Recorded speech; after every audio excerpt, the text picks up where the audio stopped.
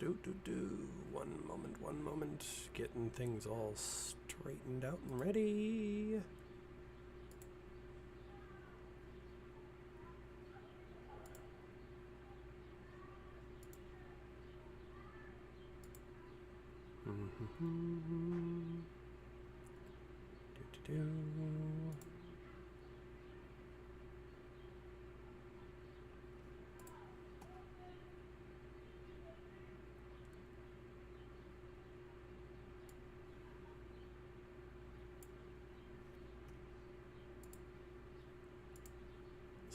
Here.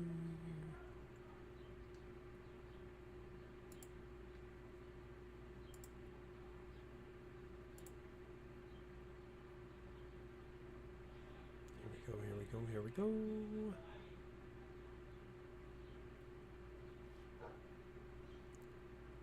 Check the things. Here we go. All right. Hopefully everything's good and smooth there. Yep, gotta be trying to avoid the scuff.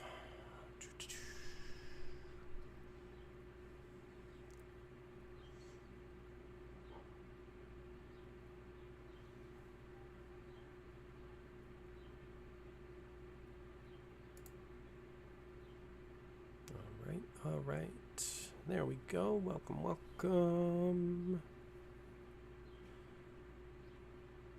There we go. And to check. Definitely get things rolling here. So let's see here. Boom. Here we go. Well, of course, definitely get things started here. Been actually following along on some of this. Of course, Hero Hey, definitely a good guy. Give him a like, give him a sub. And he has been covering things. Oh, thank you, Onagami. Yeah, Hero Hey's been covering things with regards to the Genshin VA air quotes strike that's been going on. Just figure, give him a look and see how things roll. Thank you, everybody who has tagged me too. Kaylee Mills here. You know, might be one of the worst VAs that could have came out with a statement trying to do damage control for the strike and the union VAs and all that stuff. Yeah, honestly, the one thing with regards to this whole Kaylee Mills, all that VA strike stuff, I actually went to college for some side for acting and whatever, and having to deal with SAG people, this really goes off the rails. Only one I could think worse than this would have been Karina, but right in line is Kaylee Mills, but here she is. After attacking Jacob Takanashi, making her horrible apology that was like a non-apology that pretty much nobody accepted because, again, it wasn't really an apology. Yeah, even I didn't accept that apology. It was kind of disingenuous straight at the frickin' gate. And then previously, the Genshin Impact subreddit also showing a tweet that Kaylee had made after Jacob Takanashi got harassed, and she was part of all that, where she said, "Feels good to be on the right side of history." People going on to post prior tweets that she had made defending someone who got exposed for being a predator. People in the comments outright saying that she defended that person who got exposed for being a predator, who, by the way, also happens to be an English voice actor. Isn't it great? Aren't these English VAs great, man? Of course, there are a select few who are actually pretty cool, but the whole industry, by and large, the EN industry specifically, is infested with a lot of these fake virtue signaling weirdos. And yeah, and that's the one thing I never really got. Why all of them tend to do this with regards to the strikes and everything like that when it wasn't actually an official strike, and there's all sorts of disingenuous garbage. Some cases, outright predators, a lot of opportunistic snakes and rats and all that stuff. But I digress. Kaylee Mills has decided to make a whole long post. She wants to try and convince people to support the VAs, man, the striking VAs. And yeah, and the problem with that is most people are going to TLDR goodbye. SAG after and all that stuff. I'm sure that's going to go so well. Let's see what she has to say, shall we? There seems to be a lot of misunderstanding about why actors are either striking, not working, or choosing to go in. I'm not posting this to give my opinion. only to share facts. Okay, right. Yeah, facts. Sure, facts from your point of view. Let's roll with it. Facts, where have we heard that before? And it turned out not to be that they were only just facts, but continuing. Only to share facts with you based on multiple conversations I've had with several of my fellow actors. Oh yeah, because you guys are so trustworthy, right? First of all, the dictionary definition of a strike is as follows: a refusal to work organized by a body of employees as a form of protest, typically in an attempt to gain a concession or concessions from their employer. In other words, both the current SAG strike and any unrelated collective refusal of work are technically strikes. For the sake of clarity, however, I will refer to SAG strike as the strike and anything else as a withholding of work. Let's also discuss SAG's Global Rule 1 very briefly. Actors who are a part of the union are not supposed to work on non-union games. Yeah, and that is definitely one of the things that's disingenuous with this whole debacle, is everything that was going on was work with regards to Hoyo and everything else, and it was completely non-union to begin with. So if you're part of SAG, why are you working on it anyway? However, 80% of work is non-union, and SAG has generally turned a blind eye to this rule breaking, understanding that we need to pay rent and eat. They don't like it. It hurts our collective bargaining power, but they have tolerated it. That can change during a strike when we need the most strength to bargain. These people are really selfish. To be quite frank, very selfish people. They want to have the cake, they want to eat it too, and they're completely fine with screwing over people who are not a part of the union.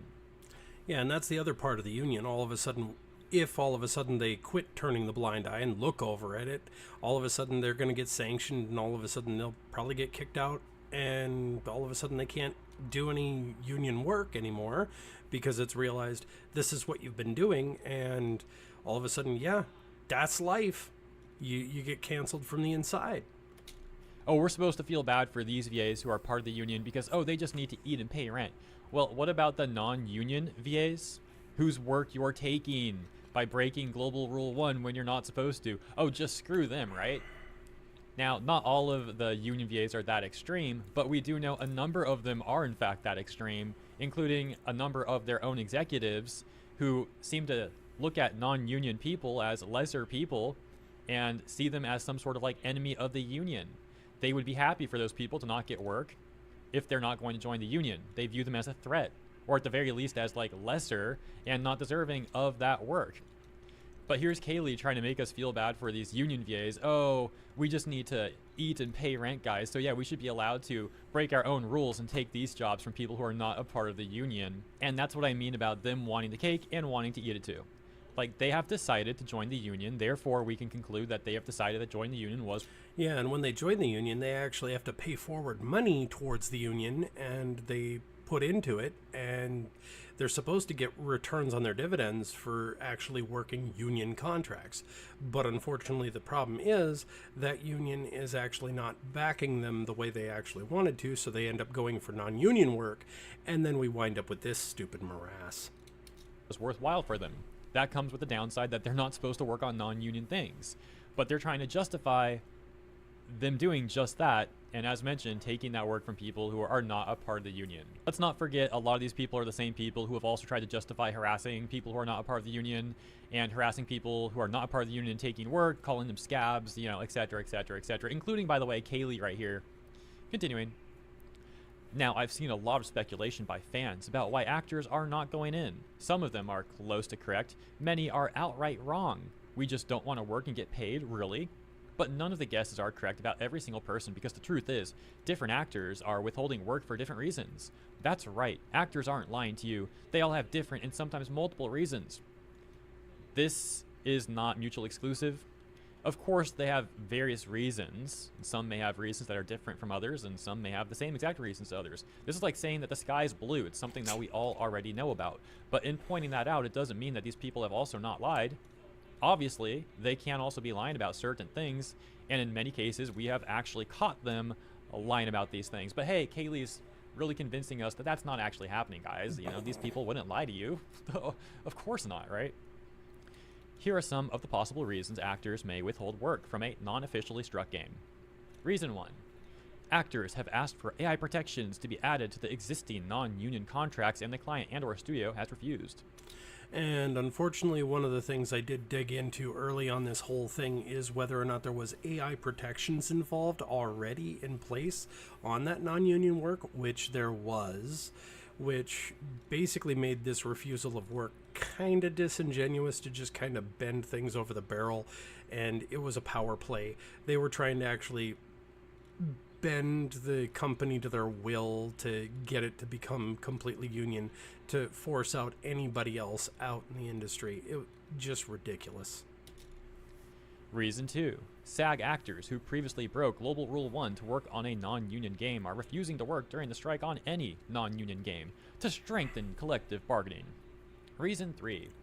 SAG or FICOR actors are withholding work until the client agrees to sign the interim agreement and go union, either for healthcare, pension, retirement, legal protection, or most likely all of the above. Is that the case, really, when 85% or so of members, according to last time I read the statistics, which was pretty recently, don't even qualify for healthcare? So if it's most likely all of the above, X'd it out on that one. Yeah. Of course, we've also at length discussed the issues with their claims about this all being for AI and all that, but I'm not trying to be too redundant. Continuing. Reason 5. Non-union actors are choosing to withhold work in solidarity. So why are some actors still working? Reason 1. They don't feel like AI protections are a requirement for them, or don't feel like it's enough of a threat to stop working, or they feel there's nothing that can protect us at this point, and that going in will make no difference. Reason 2. Money. Simple. Life's tough and they can't afford to hold out because AI feels like tomorrow's problem and the bills are due today, or the opportunity feels too big to pass up. Well, honestly, reason 2 has got to be the most important because, of course, with regards to acting, any acting job, it's feast or famine. If you don't get work, you don't get to pay your bills, and you're basically starving. You live the life of a starving artist, and then you wind up with one contract that's going to blow you out of the water. You take whatever bank you can get, pay off what you can, and try to move on, and then try to get to the next big thing. And that's how that business works. It's why I don't do it. It just is what it is. Reason 3. They live in a place like California, where there is some semblance of AI protections in law that they feel are substantial enough. There are probably even more reasons for each and more nuance to any given reason, but these cover the majority of situations I've discussed with others. The takeaway? This is all so much more nuanced than drama tubers and perhaps fellow disgruntled fans make it out to be. Oh, she's still really mad at the people who covered her terrible apology and the other terrible things that she did. Mad at people on social media and like Reddit talking about it. Mad at people like myself, yours. Severely lashing out at as many VTubers as they can because, of course, a lot of VTubers are invested in the voice acting industry because we actually watch the product that they actually work on and we care about it. So yeah, it's important to us how things actually go in this space because everybody deserves work, and using a union as a cudgel to force other people out is horrible. Of course, truly right here for covering it and talking about it. Good to know. Disgruntled fans make it out to be. Actors are stuck between being terrified of the direction our industry is headed and wanting to work and create and give voices to the characters you love. The current state of the industry and of fan opinion is heartbreaking for all of us. Y'all did it to yourselves regarding fan opinion. Like, what the frick? Oh my gosh, dude. The victim playing here. So please have a little more faith in us. No. Yeah, no. We love what we do. We want to make the fans happy. We want to work. We're all doing our best with the information we have within our individual circumstances. At the very least, try to see us as human beings. Oh, I do. You're human. But, like, you're asking for way more than that. You're also asking for us to, like, fall for your gaslighting and, like, your lies and think you guys are victims when, if anything, you are the instigators. You guys are instigating all of this. Oh my gosh. It also never gets old pointing out how these people are trying to say like, oh, Hoyoverse just wants to replace us with AI. Please understand. Yeah, unfortunately, that little piece right there for Hoyo, yeah, they didn't replace with AI. The people that were the union that got booted because of this refusal to work, yeah, they just replaced them with other humans. Yeah, they replaced them with humans. Like, seriously. Did you not realize the original contract that was going on included AI protection already. Hello? Stand that we're victims, guys. And then meanwhile, Hoyoverse replaces them with actual people, with other actors. So, like, shocked Pikachu. They're like, wait, what? That's not supposed to happen. They try and harass those people. Well, wait, the fans are defending the people who are the fans are defending the people we're trying to harass. Shocked Pikachu again. You guys are supposed to understand that they're scabs. They're scabs. You're supposed to take our side. One of the responses she gets says, now answer the real question that especially you should answer. What did Jacob Takanashi did to deserve hate and stalking by you? Well, it's like I just said, they viewed him as a scab and thought that all of the public would support them in harassing the guy. But it turned out they were wrong. Yeah, and I followed that entire thread down its own rabbit hole, and it was just insane. The amount of hate threads that were actually coming out at this bro. It was just nuts. They decided to cut him a break because people were refusing to work, so all of a sudden he had the ability to, like I said before, feast or famine. He got an opportunity. Of course he's going to take it. People saw the truth. They saw what was really going on. Then you actually got this bootlicker here being like, she apologized to him both publicly and privately. Response is there. Yet the damage was already done. She literally went, sorry you feel that way. That's not an apology, my guy. She apologized because she got caught. It was never a genuine apology. It's to save herself. Now let's check out the quote tweets. See how they're going for Kaylee. Nah, I'd rather hear from VAs who didn't dogpile on Jacob in the first place. Ain't you part of the group who dogpiled on Jacob Takanashi for being recasted as Kenichi for what is essentially the same reason you listed in this tweet? What in the double standard is this? Quote, try to see us as human beings, unquote, is a bold choice of words, considering what you did. No one's reading all that. Yet, scroll too much. Yet this strike only pushes opportunities away from American-based VAs, as companies are slowly going international because, let's be freaking honest, who in the business world will go through such headaches? That is SAG-AFTRA, when you can get talent elsewhere that can deliver. And that right there is the key point, right there.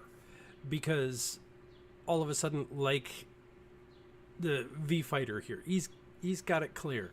Because if they're cutting it down, then all of a sudden it's like, okay, why should we lock ourselves in with American VAs in one small little subsect when on a whim, because you don't like what's going on, all of a sudden we can't actually go outside of it by signing the agreements?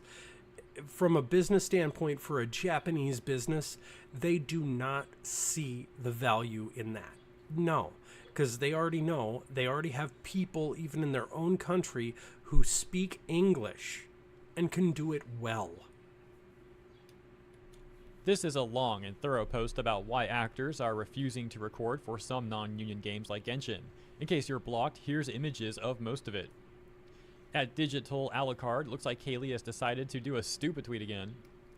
I'm not in SAG, I'm not an actor, but the issue I see percolating right now on SM social media is that at least a vocal contingent of the union thinks they are as close as they're going to get right now, but the union won't put the agreement up for a vote. We'll see what happens. This is a very informative post and gives a lot of insight as to why the VAs are striking. It answers a lot of questions and concerns that some people have had about the strike. I want nothing but the best for the VAs who are fighting for their job. I disagree. Like, there's a lot I disagree with in that post, but fundamentally, trying to say this is like an informative post, I disagree with that because, like, the manipulations of the post aside, even the information that could be seen as informative is stuff that, like, everyone's already known now for weeks, if not months, if not longer. So yeah, it's just like old information that everyone already knows. Like I said earlier, it's like pointing out that the sky is blue, and then aside from that, it's just like more manipulation tactics. Finally, the last quote tweet here says, don't use the dictionary definition of a strike because the word has a very specific definition with regards to unions. You are trying to muddy the water because you have been called out. Yeah, ultimately it seems like, well, first of all, this isn't getting that much traction in general. Like, if we scroll down to the analytics here, 40K views, less than 750 likes, specifically 739. And then a lot of people are like disagreeing with this and just pointing out how terrible Kaylee herself has been. So yeah, you could say it's not going well. All right, I'm going to leave it there for today, but just know there is actually some more big updates going on in the VA space. I just don't want to like cover that stuff after this. I think this is a pretty good place to leave it off. The last two videos were both over 20 minutes long. This one will be a little bit shorter.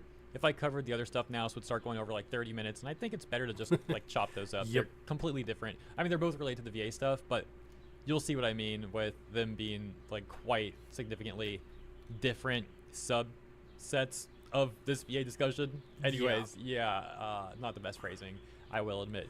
But thank you for tuning in. I hope you enjoyed my coverage. If you did, please consider liking and subscribing. I look forward to seeing you in the next one and in the comments. And have a wonderful weekend ahead.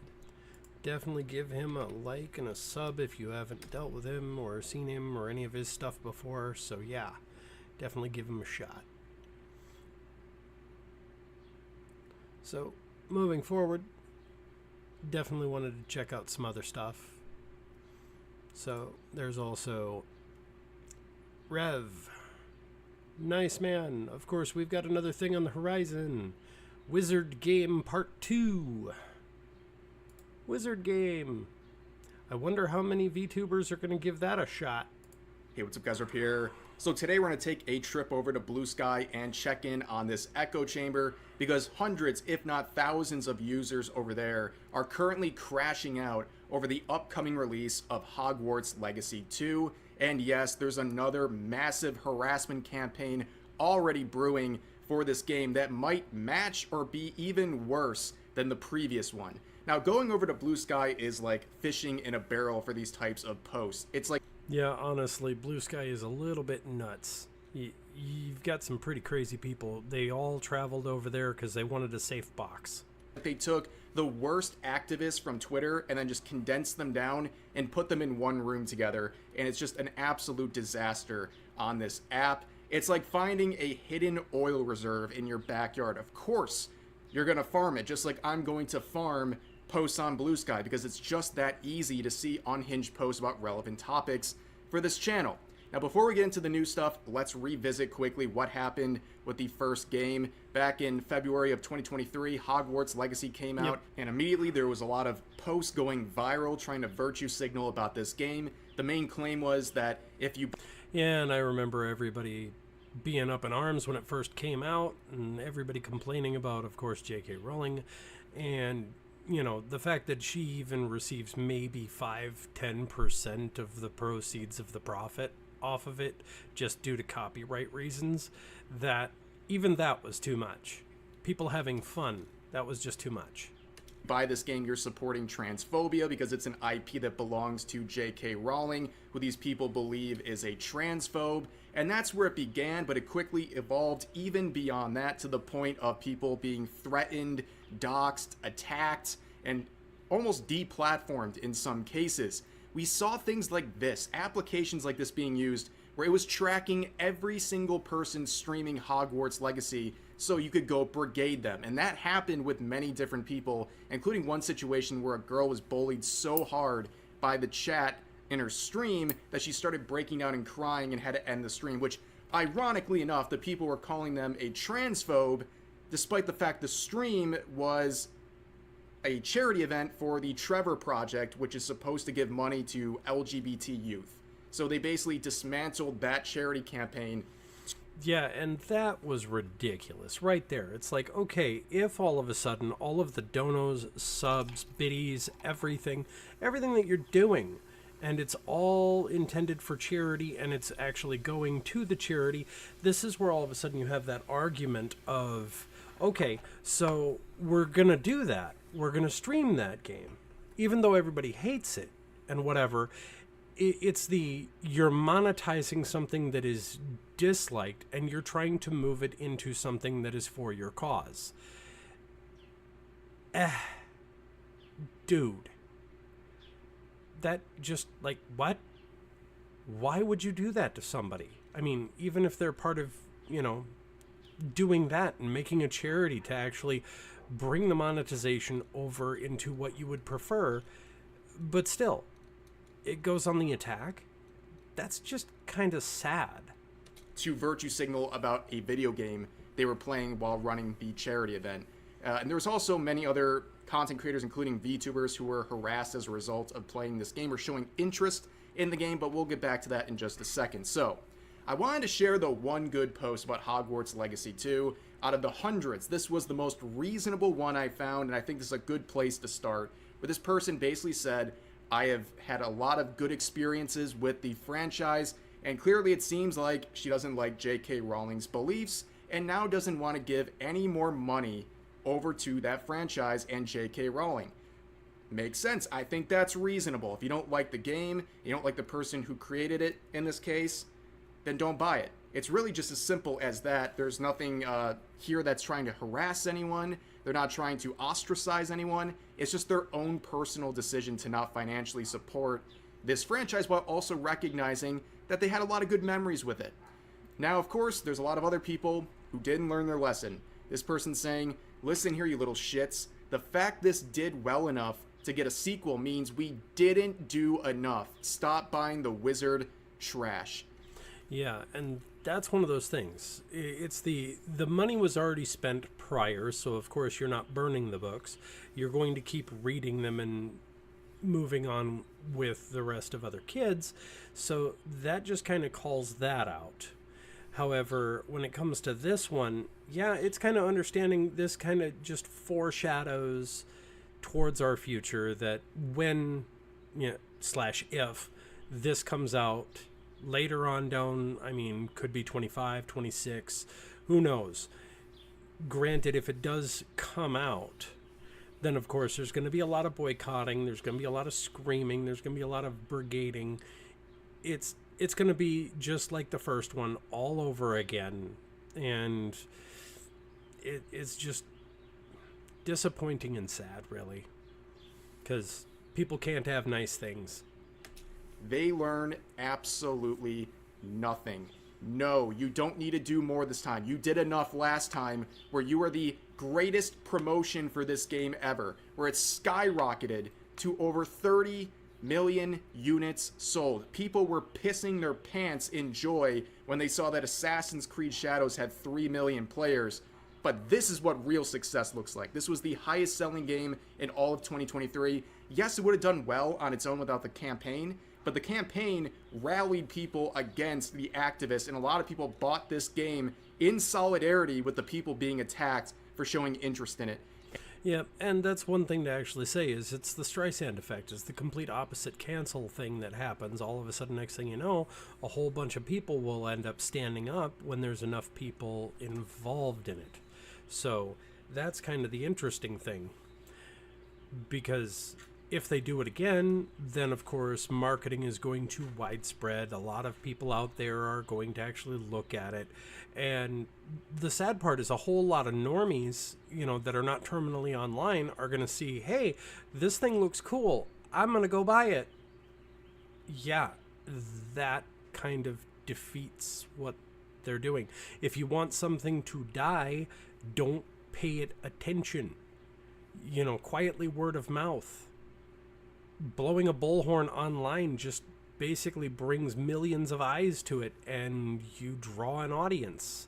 I mean, this even goes down to other VTubers that are out in the sphere right now. If all of a sudden certain articles online hadn't been posted, then all of a sudden certain VTubers wouldn't have like an explosion of what they get, and also all of the problems that go along with it. And I do not envy them. The issues and the notoriety, fame, all of it, I mean, I don't envy it. It's like, that is a hard game to go with. Because, yeah, you got to be going out of your mind on some of it. And that was just a big backfire. People haven't learned anything, including people in the VTubing scene, which was one of the places where the virtue signaling was the strongest and loudest. And you can see this post, learning nothing, as I said, saying, welcome to another episode of Will You Support Trans Rights or Play the Shitty Wizard Game? Let's see how many VTubers picked the wrong option this time. And by pick the wrong option this time, they mean playing a literal video game. And as we saw last time, picking the wrong option comes with harassment, doxing, and a lot of threats. We saw some prominent examples with Pikami, for example, who simply expressed interest in streaming this game and was immediately attacked, called a transphobe, all these things. It clearly affected them very much. It upset them to see all of this, and they would take a hiatus and then eventually graduate. And based on the words that were said, it seems like this harassment campaign lodged against her helped accelerate her graduation from her former company. We also had Silvervale, who was harassed, and she claims her family was doxxed as a result of playing this game. And eventually she would double down and say she's not going to be bullied by a bunch of Twitter freaks, which led to more harassment and people saying she needs to be game-ended. And then we saw people just covering this stuff, even covering it in a neutral way, getting death threats. And we saw other VTubers catching strays, including Iron Mouse. People were calling her transphobic because she said it was wrong to harass Silvervale over a video game. Like, imagine calling Iron Mouse, of all people, a transphobe. And overall in the VTubing scene, here's just a crop of screenshots I had from my old folder on this. I mean, you can see the names, right? I think maybe, at best, one person in this entire group of VTubers is still making content 2 years later. Because Yeah, and that's the sad thing, because it's where I equate it to, if you don't have a cogent argument to go up against somebody, it turns into attacks against somebody's person, ad hominem attacks, lies, slander, libel, a whole bunch of nastiness out there into the world, and the whole goal is to basically shut someone up. And the biggest thing that anyone can do when you are actually facing that kind of stuff is don't sit down, don't be quiet, get louder, because whatever you're saying is triggering people. You may as well just go in on it, because the attacks are still going to come and it's not going to stop. Because that's all they did back then. They just wanted to virtue signal their activists who were cosplaying as VTubers. Basically, that was what they were doing, and eventually they lost interest in that because they didn't really want to be a VTuber that much. They just wanted to join in on activism and all that stuff. But here's some more posts from the recent second wave of harassment that's going to be targeting people playing Hogwarts Legacy. This person's saying, if you buy this game, you are dead to me. Yeah, of course, that person's name, yeah. I'm just going to discount you right now. Obviously, you're a gooner. Opinion means nothing to me. That's a pretty bold statement for someone playing a video game. Here's another one saying that they're going to end their friendship with you, even if it's 20 years long, because this is a boundary they are holding on to. So even if you're friends with this person for 20 years. Oh yeah, I'll admit, courtesy of the last 5 years, yeah, I've actually lost pretty much my entire friend group. It's the best way to say it. It's fine. Most of those people, they don't agree with me, and apparently because I don't agree with them, I don't deserve to be listened to. So I'm just going to move on with my life. Live and let live. They can live their life. I will live my life. Things will move on. If you do anything to support this game, you're cut off. You're done forever. Yeah, this is why I strongly urge people to be very careful whenever they're trying to befriend an activist like this, because imagine walking on eggshells for the entirety of your relationship with this person, knowing that if you do one wrong thing, one small thing that they don't like, you're cut off. You're dead to them. That's extreme. That's very extreme, and it would be exhausting to be friends with people who have this sort of mentality. We also have this post here saying, we really need to start taking people out with a shovel. So that's an obvious threat. This person getting a little more direct, saying, if I catch you playing this and I know you in real life, I will beat you up. So yeah, this is the person who's going to beat you up in real life for playing a video game, a gender-fluid gremlin, they, she, 30-year-old pan-lesbian, sadistic mommy, like, oh my god. Blue Sky is definitely a place. It's definitely one of the most places of all time. It's a very, very interesting scene. But also we have this post saying, we still hate the transphobic, anti-Semitic, racist video game. And it shows this Fox News article that says Sacramento pub apologizes after Antifa condemns it for showing Harry Potter video game footage. Basically, someone in the pub was sharing a live stream of someone playing Hogwarts Legacy, and Antifa came and harassed them, and then the pub backed down. As far as I'm concerned, that's one of those things where if you're in, you're walking around town, everything like that, and then next thing you know, you start popping off inside of a pub. Yeah, the bouncer's going to have every right to bounce you out the door if you cannot keep yourself contained with regards to any. If you're going to Karen out in public, then yeah, businesses have a right to refuse service to you, which means in a pub, yeah, the bouncer can come on over and walk up to you and go, okay, you're going to need to calm down now. And if you can't calm down, then I'm going to show you the door. This is nothing but L's. Antifa, giant L. This pub, giant L. This is ridiculous. What is this supposed to prove? Everyone involved in this is just pathetic. And then you see this claim too, I have to point this out. Anti-Semitic. People were calling Hogwarts Legacy anti-Semitic, and you'll never believe the reason why. So a lot of journalists and activists on social media claimed that this game was anti-Semitic because they looked at the goblin characters and saw their big nose and said, oh, that's a caricature of a Jewish person. Yes, these are the anti-bigots. These are the people who see these things and think you're wrong for not supporting their crazy fan fiction they're making up in their head to get mad about this game. We also have this saying, if you buy HP stuff, I will 100% think less of you. It directly funds J.K. Rowling's campaign of bigotry against trans people. It really cannot be that hard to just not buy Harry Potter stuff, but then again, people will still choose mediocre chicken sandwich over gay rights, so what do I know? So this last part is interesting. Mediocre chicken sandwich, not the way I eat it.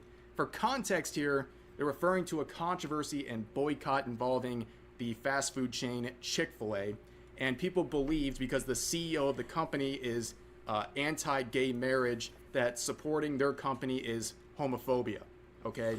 Well, I can actually say I don't eat at Chick-fil-A. I, don't even care to. I mean, the only time I've ever had one was courtesy of a different person actually buying it for me and handing it to me, and I'm like, okay, whatever. And then I ended up finding out a few other things. There are things I can agree with and things I can disagree with. Now, with regards to the bone in the game on that one, I do not agree with the conversion therapy that Chick-fil-A funds. That's an entirely different matter, because that stuff includes actual torture. That's one that gets a big hard no from me. But, whatever. I really actually don't activize on things. It's like, if somebody's going to go eat there, they're going to go eat there anyway. Because everybody has the ability to vote with their dollar. I mean, it's not my job to police other people's choices. And people wanted to start a big boycott and, saying don't eat their sandwiches. It makes you a homophobe and a person who supports homophobia. Yeah, that one didn't last. That was one of the most superficial boycotts of all time, because apparently to these people, the chicken sandwiches were so good, they just got completely owned. They gave up on their boycott and just started continuing to eat chicken sandwiches, knowing there's this boycott in place. They literally got one shot by a chicken sandwich. Their entire political belief system got one shot by a chicken sandwich. I'll never forget about that. That is the funniest boycott that's still active to this day, by the way, but no one really cares about because they just like Chick-fil-A that much. But anyways, have more posts here saying if you buy anything that gives J.K. Rowling money, you are funding the death of trans kids. That's a pretty bold statement, right? They're saying J.K. Rowling is funding people who are killing trans kids. I don't really see the proof there, but that's a very outrageous claim. They say this in another post. Yeah, no, with the first one, you had the slimmest excuse of not knowing. If you buy this one, you willfully fund a trans genocide. Did you guys know there's a trans genocide going on right now? I'm not sure where this is happening or any of the details, and they don't really ever want to tell you the details. So, yeah, they're claiming there's a literal trans genocide going on right now, and buying this game supports that directly. Here's another one saying trans people were a major Holocaust target under the Hitler Nazis, and trans people are a major target under the current Trump Nazis. JKR herself said your support of Harry Potter shows her you support her views. If you buy this game, you are a Nazi. Stop supporting Nazi views makes you a Nazi. Wow, this person really twisted themselves into a pretzel to get mad about people buying a video game, huh? Let's not overlook the comparison at the beginning. When you have to overuse a word to describe someone, you start to make it not have any meaning anymore. I mean, that's like 1, 2, 3, 4, 5, 6 times. You got to reiterate it. Okay, so basically anybody who disagrees with you is one of those. Right. Moving on. Beginning, where they're comparing trans people living in the United States in the year 2025 to Holocaust victims. Are we serious?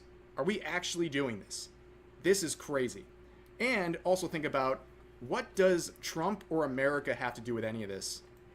It's just like a very weird injection of this statement here. And again, they're just straight up calling you a Nazi if you buy this game. That's the standard. So unfortunately, if you buy that video game, it's over. And as always with these people, they want to find a way to give you these labels because they want to dehumanize you. They want to make it seem like it's okay for anything bad to happen to you because you're just a bigot. You're a Nazi. You're one of these labels they give you, and that's it. It's a way to dismiss any sort of guilt associated with bad things happening to you. That is the goal here with posts like this.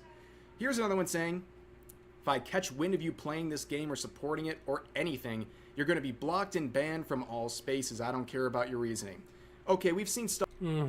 That's just kind of the headspace on some of this is, okay, you don't agree with what I am, what I agree with. You don't fit in my bubble, so I'm going to shove you out and I'm going to keep my echo chamber sound. So, yeah. The problem with echo chambers is you don't grow. You are not challenged. You don't see anything from somebody else's point of view, and you can't get different viewpoints. There's no diversity in reasoning. And I thought everything was supposed to be about diversity of thought, that we were supposed to actually have that. However, you don't want this. You don't want to have that discussion. You don't want to talk to people. So yeah, that's kind of how it goes, I guess. Stuff like this before, obviously a little repetitive, but I bring this up because this person's like, you support this game, you're done. I will not tolerate you supporting such an evil thing. Then you click on their profile, and they got a hammer and sickle. This person unironically supports communism, but is going to cut you off for playing a video game. I wonder which side is more ridiculous to support, which ideology here is more dangerous and has cost actual human lives. I'll let you think about that one, Blue Sky. But here's another one. This one's just sad. This person said, I want to punch the 2023 version of myself because of this. Because I was unfortunately one of the assholes who bought the first game during that discourse back in 2023, and I regret it because I've learned more since then, so now it just sits in my Steam library like a pin of shame. Hashtag I hate myself. I want to put my hand on this guy's shoulder and just say, it's okay. You don't need to do this to yourself. You don't need to make yourself feel bad. You don't have to wear a pin of shame on Steam to let people see your mistakes for buying a video game. You're not an asshole. You're not a bad person for buying this game. You don't got to do this. You don't have to do this. And if you have to do this to get people's acceptance, those are not people you want acceptance from because they probably will turn on you the second it's convenient for them to do so. Here's another one saying no one cares except for right-wing chuds who will use this game as an excuse to say they hate trans people's existence. Yeah, it was like 35 million right-wing chuds from Twitter who bought this game, by the way. This is so crazy. It's so weird that everything gets so divisive. That's where I call into question. No.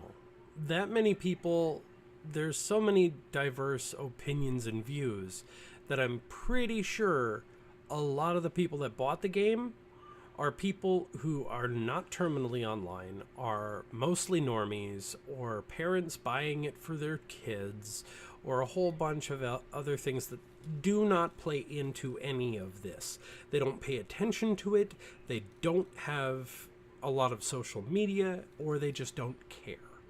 So, Where you can't even fathom that people would just buy this game without having some sort of a political motivation behind it. And also, I hate to say it, but I'm pretty sure people who are actual transphobes, they won't express that through playing a video game. They'll just be transphobic. Like, unfortunately, that's just how it is. So this is a weird claim to make in the first place. Then you have this one saying, can we round up a bunch of games that are better as a wizard game than this? Oh, wait, I got one. Spellbound. Oh, wait, it was shut down. Yeah, there's a big effort to try to find a wizard game replacement to support instead. It's not going very well, but I guess that's kind of the thing they're trying to do to deal with this very distressing situation of this game releasing. Here's another one saying, the sad part is I could write a better book than this bitch ever could, and I'm a terrible writer.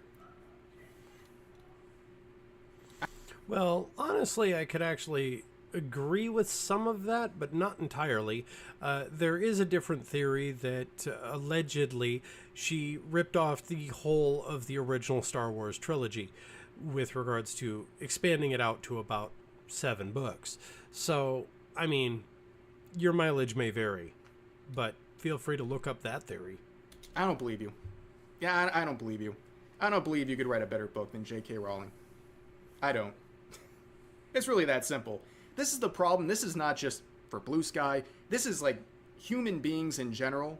When they see a product or something made by someone they don't like, they immediately discredit any sort of quality it might have. They're like, oh yeah, that thing they made, absolutely terrible. It's the worst thing ever.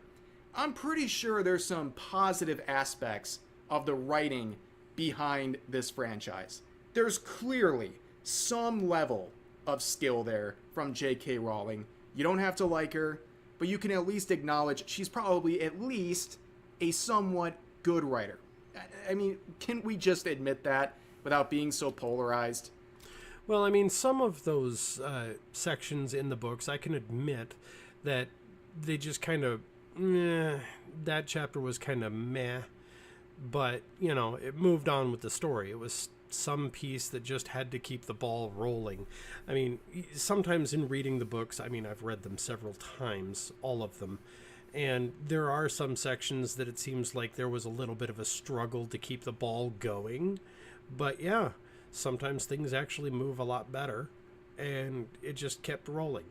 So, of course, the popularity of the books, I used to actually work in a bookstore when they were coming out. Yes, I'm old. That's part of my name. Yeah, when they were coming out, I remember actually seeing all of the books flying off the shelves. I remember when the first movie launched in theaters.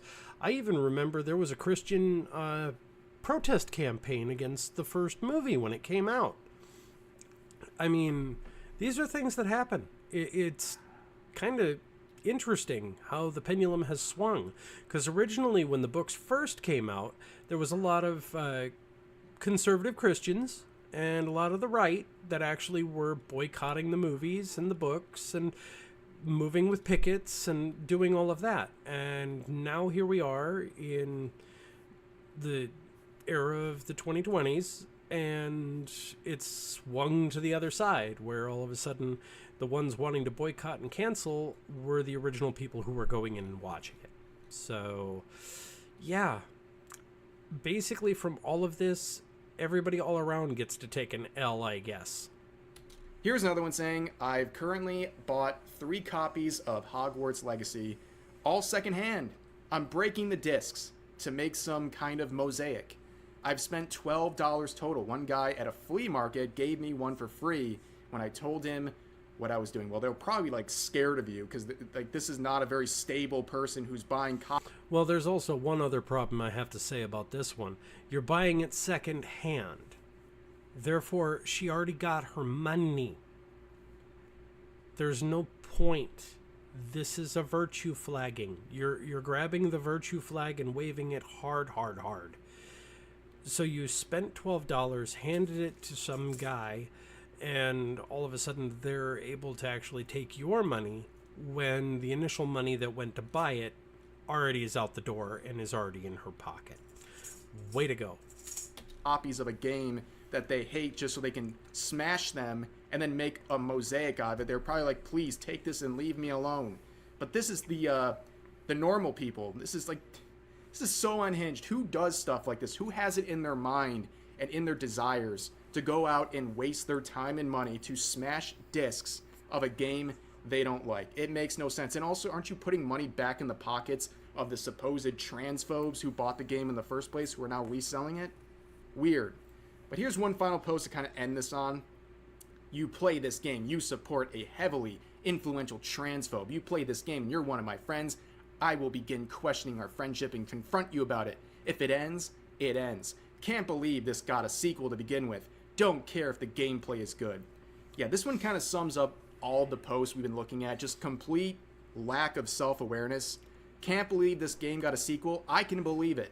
And I can believe at this point it's probably going to get more games after the second one comes out, because everyone on places like Blue Sky are going to complain about this game, polarize people, rally them behind the game, and they're going to go out and buy it or get exposed to this game because people are complaining about it. And they can't just ignore something they don't like. They have to make it political. They have to make it a whole harassment campaign. And that's what happened last time with the original Hogwarts Legacy. And it's probably going to happen again with the second version coming out soon.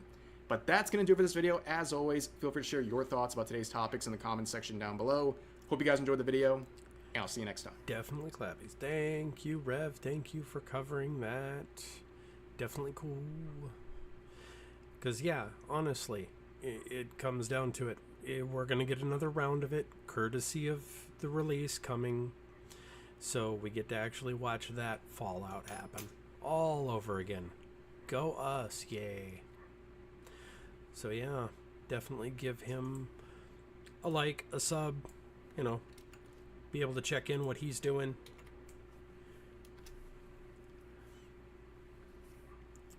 Always a fun time. Now, the next thing I wanted to take a peek at was having to do with Bungie. I used to play Destiny, and recently they're trying to get Marathon off the ground. So, of course, with Marathon trying to get off the ground, there was something that really got effed up, because it had to do with the art assets that are actually inside the game. Somebody spotted something, it all went sideways, and it's getting really bad. Came to our attention that an artist who worked on Marathon took elements from a graphic designer without permission or acknowledgement and placed them on a decal sheet that was then checked in 2020. The decal sheet included icons and text elements. These elements ended up in our alpha build, and there's absolutely no excuse for this oversight, and we are working on and 100% committed to our review process to ensure instances like this don't happen again on Marathon or at Bungie. Bungie is absolutely screwed, and Marathon is dead. Bungie has been caught stealing again, and for those who are counting, this is now, I believe, the fourth time they've done something like this in a fairly short period of time for what amounts to be a massive company paid billions of dollars by Sony to purchase, and they can't seem to come up with anything original. What's going on, guys? Welcome to another episode of Smash JT, and Bungie's Marathon is in full damage control mode right now with the Now, honestly, with this guy, Smash, I try to skip over a lot of his other stuff that's currently going on in his life, and this is actually something to keep an eye on. This is basically part of his original mission, so I try to actually give these as much view as I can versus the other stuff he's got going on. Trying to not pay attention to that stuff, because he's got a whole bunch of other garbage in his life going on.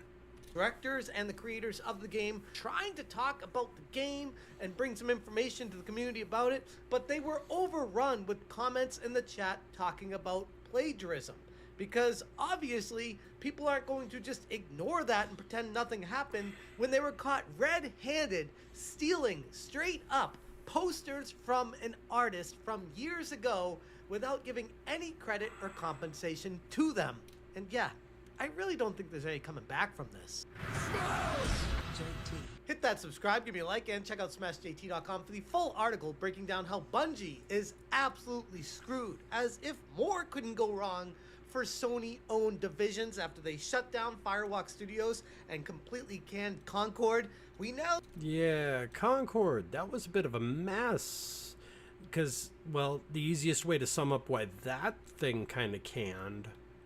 People don't like playing ugly.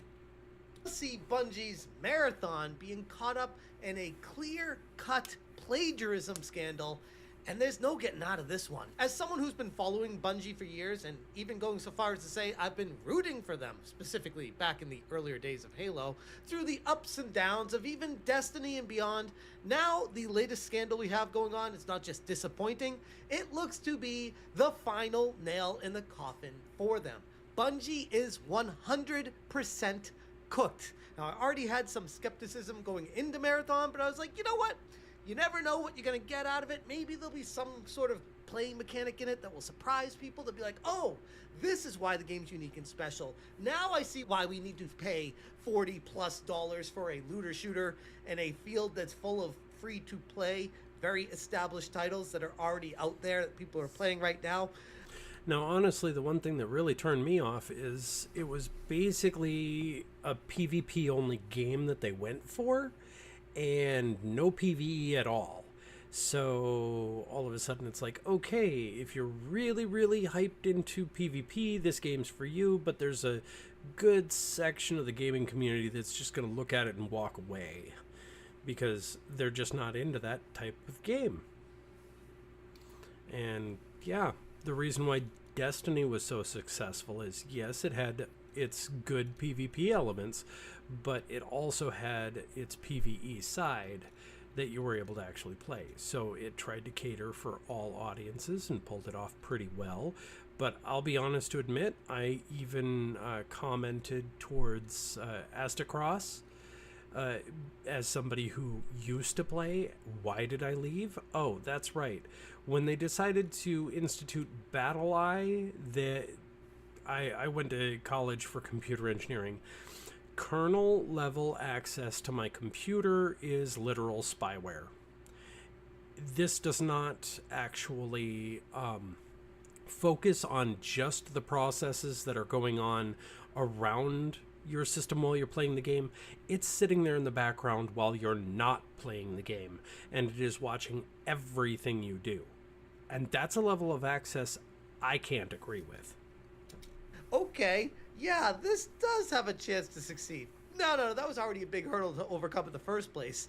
Now with the plagiarism scandal, nope, it's all done. Games can fail for all sorts of reasons, but here we have a very unique use case. No, not for bad balancing or botched live service management, not even for another soulless cash grab, although that one is a little bit debatable, like I said. Yeah, soulless cash grab. Yeah, Bungie's kind of been known with that. I mean, come on, look at silver prices. No, this time it's for stealing artwork. Now, multiple times from independent artists who are barely out there scraping by while Bungie is cashing Sony's checks and burns whatever's left of their disintegrating. Yeah, the sad part is all of these pieces here are all the artwork from the dude in 2020, and they just lifted it. They took the assets and put them in, and then all of a sudden it came down to the artist calling them out on it, and then all of a sudden initially I believe he was ignored, and then he put forward to actually find himself an attorney, and that was the moment where this mess happened. Credibility. Even Bungie's art director is currently I mean, look at these guys' faces. I mean, this is from their launch that they were trying to actually do. The expression on their faces, they're dead inside. It just looks dead inside. Trying to explain this all away as some sort of misunderstanding because it's just, an old employee that doesn't work here anymore, and that stuff came through, and we didn't have the checks and balances in place, and we didn't know that this no-name, no-existing employee that we are just trust us, bro, they exist. We didn't know that they brought this stuff in here, and it was definitely all them, and they're definitely not with us anymore, and it's all completely focused on that one person that nobody even knows who it is. And so to that extent, I want to send my personal apology to Anti-Real, whose work was used in this case. And I know how unfair this feels, and we're doing everything we can to make this right with her. Her work is fantastic, and we clearly share mutual appreciation for a specific genre of graphic design, and it's very exciting, and I'm excited to have folded that into our style in general. So thanks for listening, and thanks for your patience. Now, listening to this, I can't help but think that they are conveniently blaming all of this stealing, theft, and plagiarism on this no-name employee that conveniently no longer works at Bungie, but they don't name who it is. But it sounds like they know who it is, but they're not giving a name. They're not telling people who it was. And this is the same Bungie that was caught straight up stealing and plagiarizing. So if that's the case, why can't they tell us who it is? Because I have a really hard time just taking their word for it, trusting them and believing them that it wasn't this Joe Across guy. Why should anyone just take their word for it if they're not giving a name for people to know who actually did it? The artist, who is known as N2 or Anti-Real, took to X to try to let people know that entire chunks from 2017 poster designs were completely stolen and plastered all over Marathon's alpha without any credit or notice or permission, or, and some could argue this being the most important one to the conversation, no compensation whatsoever. But And there is one thing that I can actually think of that, from a dev standpoint, because yes, I went to college for computer engineering, looking at it like this, he was no longer with the company. He probably left the assets in basically a shared whatever. It was actually sitting there unused. It was unused content and stuff that was there. And because he wasn't there anymore, somebody else on the dev team for Marathon was digging around looking for possible posters, stuff like that, and basically found the folder and said, hey, these look really cool. These are in a company shared drive. I think I should be able to use these no problem. Innocent thought. So all of a sudden he went forward and started building around it and put it all in there, and just basically skipped a few weeks worth of work trying to, because he would have had to make it from scratch, and decided to go forward with it. Little did he know, the person's work was never credited, and he did not know who made the items. He just used it, figured they were special assets that he was able to use because they were publicly shared inside the company's directories. So, yeah. Good job, man. Way to speed up the process. Bungie had since confirmed this happening, blaming it conveniently on a former employee and saying that they're going to launch a formal review process throughout the entire company to make sure this doesn't happen again. Because apparently the first 4 times weren't enough, so the 5th time it definitely is going to happen here. N2 took to X saying, I don't have the resources nor the energy to spare to pursue this legally, but I've lost count on the number of times a major company has deemed it easier to pay a designer to imitate or steal my work than write me an email. Billion on Blue Sky said, Bungie should educate Joseph Across, the person who is the art director for Marathon, and said, when you are stealing someone's posters, make sure you erase Anti-Real's name from the texture. Left is an asset spread out throughout. Yeah, right there on it. It says Anti-Real Daily Series. So it's like, okay, awesome. So it's pretty easy right in front. So, that's kind of hard to go with. Throughout the game on various elements, and on the right there's Anti-Real Daily Series, and you can see how they tried to mitigate copying this one for one by blurring a little bit of the name, but it's still there and it's still clearly stolen. These aren't just similarities or coincidences, they are copy paste jobs used without permission, and in Bungie's next big tentpole title they all got caught because players in alpha recognized the designs. Like, that's how blatant it was. It was something where people were like, hey, I've actually seen this before. There's an artist that did this. Did they pay them for it? Turns out, nope. This isn't Bungie's first offense either. We have Raid Southern saying, I don't think I've ever talked about it publicly, but this isn't the first time this happened. I had my work ripped off in 2012 when concepts from Destiny leaked. And looking at the image that was shared, you can see clearly that there are pictures that are painted over or traced over because there's zero originality left at Bungie right now, and they think that they can just trace over someone else's original artwork, and it's their own thing. Kind of like what Alana Pierce was doing, but I digress. They were also sued for... It's also kind of like a lot of things in California right now. I mean, let's just look at Hollyweird. I mean, a lot of things are derivative, and a lot of the movies are slop because it's already redone before. I mean, I Am Legend was a recook rehash that was done twice before. I mean, you can find the original version and watch it for free. Heck, you could even stream it. It's public domain.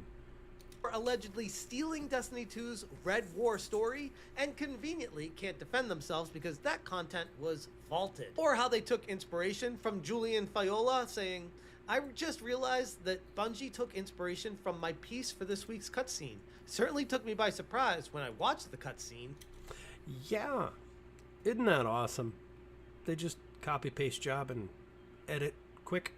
Which, yikes, Bungie, like holy crap. Can you pay some actual creative and original people to create something instead of just bring people in and look for artwork that's made by someone else and slap that into your game? And one of the most egregious examples, they also copied a fan's Ace of Spades Nerf gun design down to the last scratch. This comes from Tofu Rabbit saying, hey Bungie, so the Nerf Ace of Spades directly lifts a commission I did in 2015.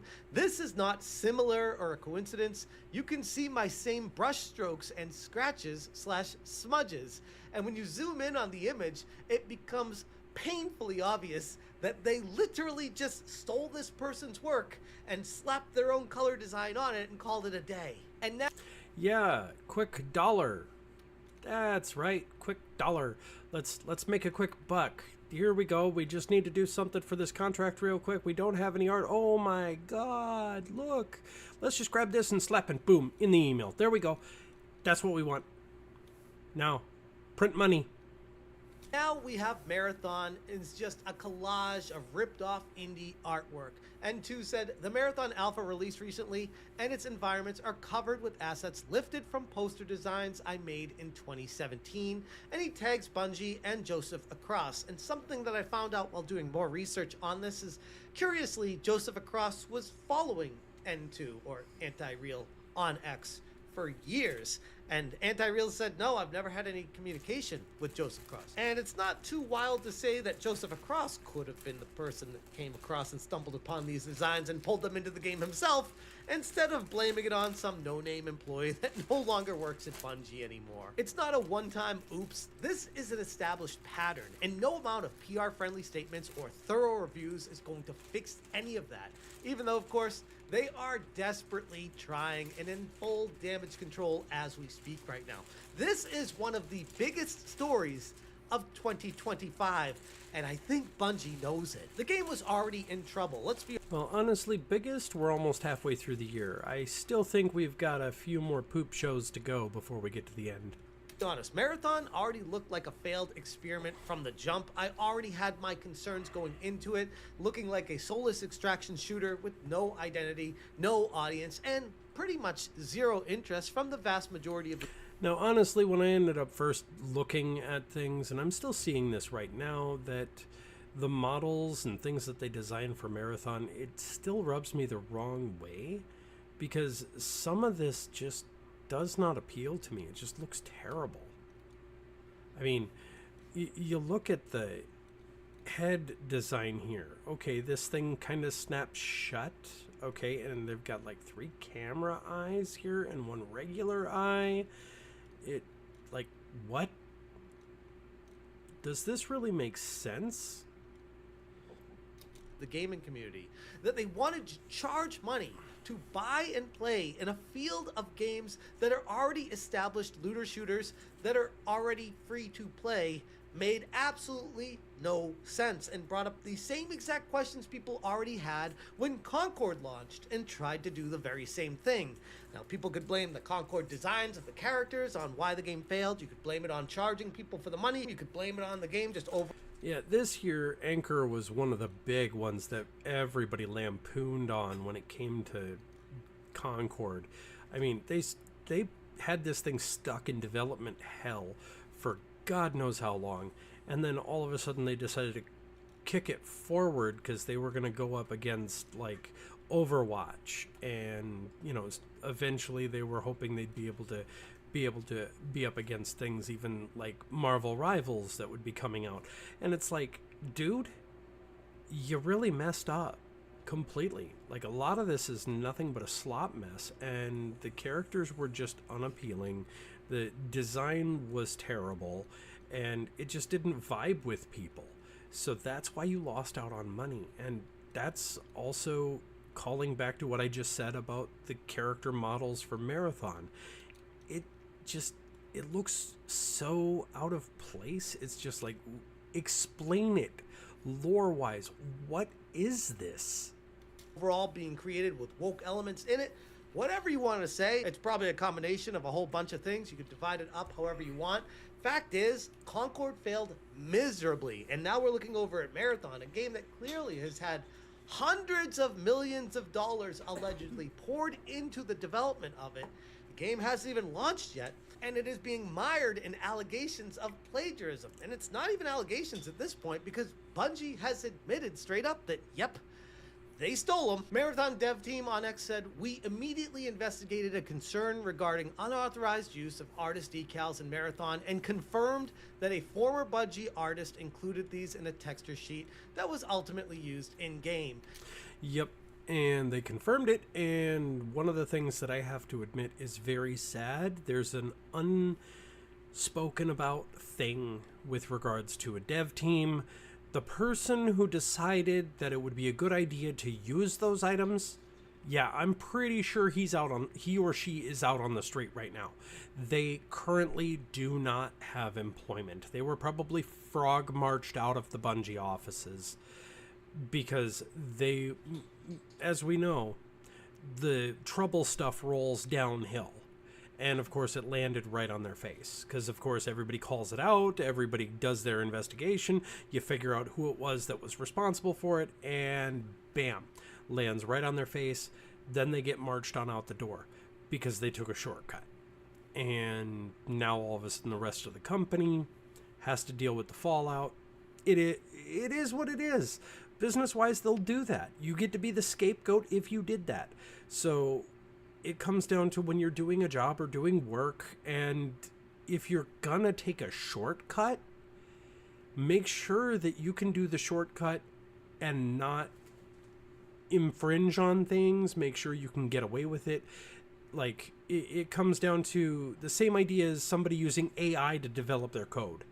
So when you go forward and actually do code, and you actually have an AI do the code, it's going to spit out a whole bunch of garbage into the code.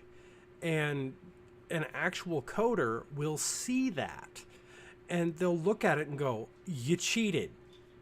I can do this in 6 lines, whereas you used AI and it's getting there in 30. So this is horrible. And they go on with a very long thread talking about why this is something that they didn't mean to do, and it was definitely an accident. They're going to check into fixing it. But ultimately, all of this is lip service, and the wildest part about it is Bungie themselves are admitting that they straight up stole it, and they're hoping that they can just brush this under the rug. This was supposed to be Bungie's next big thing. Instead, it's a lawsuit waiting to happen. And Sony, who acquired Bungie for $3.6 billion with a B, has to be kicking themselves right now. The trust is completely gone. The community has turned against Bungie, and honestly, looking at the situation for what it is, I can't really say I blame anybody for turning against the company, because you just don't do this kind of stuff. How many times does the community have to notice that you're plagiarizing straight up out of artists that are working hard, not being compensated for the work they're doing, and then you guys are just playing it off like no big deal, hoping you don't get caught. And when you do, it's like, oops, yeah, we're gonna try to figure this out because we got caught. No, Yeah, and when you get caught, you also end up shoving the people who ended up doing it. That calls into the question of, did this person, I mean, just hypothetically here, did this person go forward to do the shortcut and then contact his dev lead and ask if it is kosher? Because then all of a sudden it comes down to that. But like I said before, it all rolls downhill. So he's the guy that actually did it. So he's the one that gets kicked out the door, the lowly dev. Whereas the senior lead, he's going to continue on. And senior leads are kind of those people that are just going to continue forward giving us the slop like we've been having. I mean, up until I quit playing Destiny 2, that was always a mess. They couldn't balance things right. It was always trying to shift the meta, and every time that they ended up doing something, you had to rework and figure everything out. But they said that was part of the fun of the game. Oh, and by the way, here's all these things that actually cost silver. So here's some FOMO. So don't forget to pay cash. not because we actually feel sorry about it. Anyways, I'm going to leave it there. If you guys want more information, check out smashjt.com for the full article. I will link this in the description below. If you appreciate what I'm doing, hit that join button. Thank you so much for watching, and as always, you stay smashing. And of course, I'll give you guys the link. If you actually did enjoy his stuff, give him a like, give him a sub, check him out. I mean, he's not exactly the greatest. He's only just over 100K, so he's doing all right. It's just his recent stuff. Just pay attention that he has his own things going on. You might want to skip over some of that content. He's got somebody living rent-free in his head right now. And this one caught my attention because I'm a parent, I'm a man, and I'm married. I will be honest, right there. But this is a discussion about pair bonding. Is it something that, people... Is it real? Is it a thing? What is pair bonding? Is it real or is it just bro science? And why does talking about it make people so mad? Let's talk about it. Where it came from, how it evolved, and how it became so controversial today. So the concept of pair bonding has gained a lot of popularity recently through both red pill and manosphere spaces and anti-red pill and anti-manosphere spaces. But biologically and anthropologically, it's actually been studied since at least the 1950s, but possibly earlier. And its earliest study was on long-term mating in animal species. And oh yeah, definitely on the things. Gonna definitely be talking about it. humans specifically, anthropologists use the term pair bonding when they're studying monogamy, attachment, and kinships in tribal and historic relationships. In its most basic definition, pair bonding refers to the idea that people tend to form more long-term bonds with people that they spend intimate physical and emotional time with. Between the 80s and 90s, we see a rise in attachment theory when it comes to adult romantic relationships, building off of Bowlby and Ainsworth childhood attachment theories. You may have heard of these: secure, anxious, avoidant, fearful. From here, we started to see the term pair bonding used in relationship psychology literature when driving a contrast between short-term mating and long-term bonding strategies. And by the early 2000s, the study of oxytocin and dopamine in the brain, and Yeah, the things that they actually call the love drugs that pop off in your head. how it affects us, especially in relationships, started to lend even more evidence to the idea that humans do have a tendency to pair bond. And at this point in time, the idea and study of pair bonding was actually well regarded in academia and the general social zeitgeist. People seemed to agree that it was a trend throughout human history, and people didn't seem to get that mad about it. Fast forward to the 2010s, throughout the 2020s, entering the red pill manosphere era of content creators. The people who actually go through the stuff of doing content of men going their own way, let's agree with that one. I've seen a lot of those creators out there. I mean, I understand it. I get it. There are some people out there that actually do that sort of thing.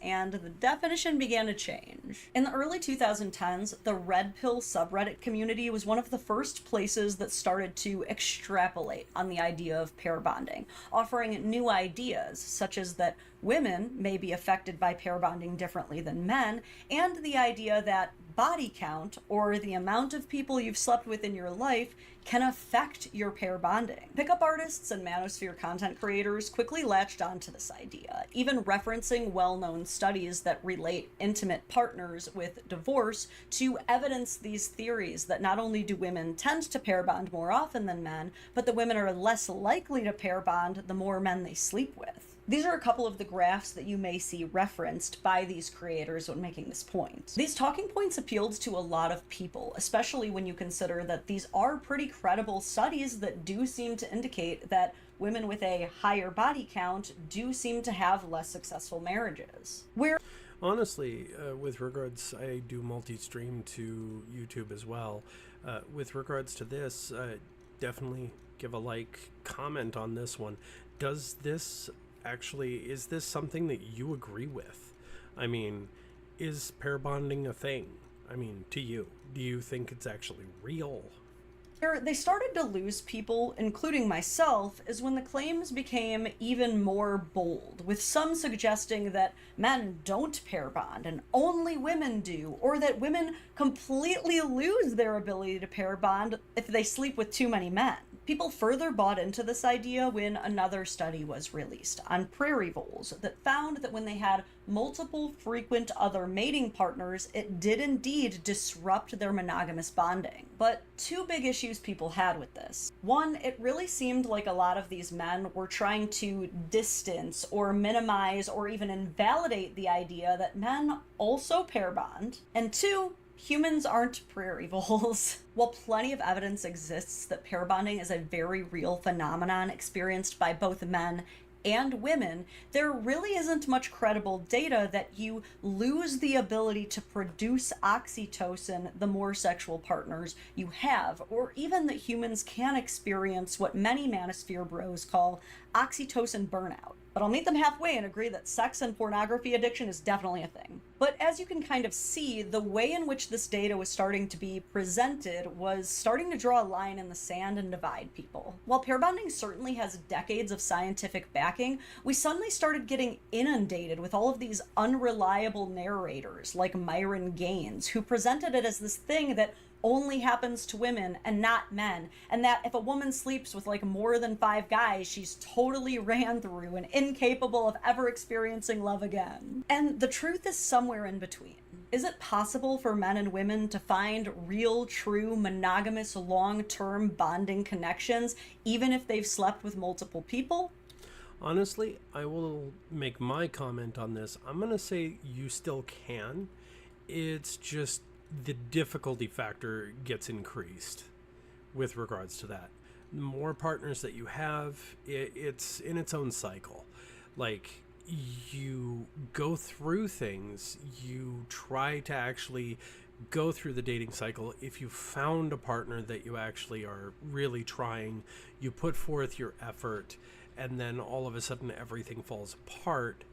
You have to heal, make things better, try to learn from your experience and move forward onto the next. And the journey gets harder and harder and harder as it goes.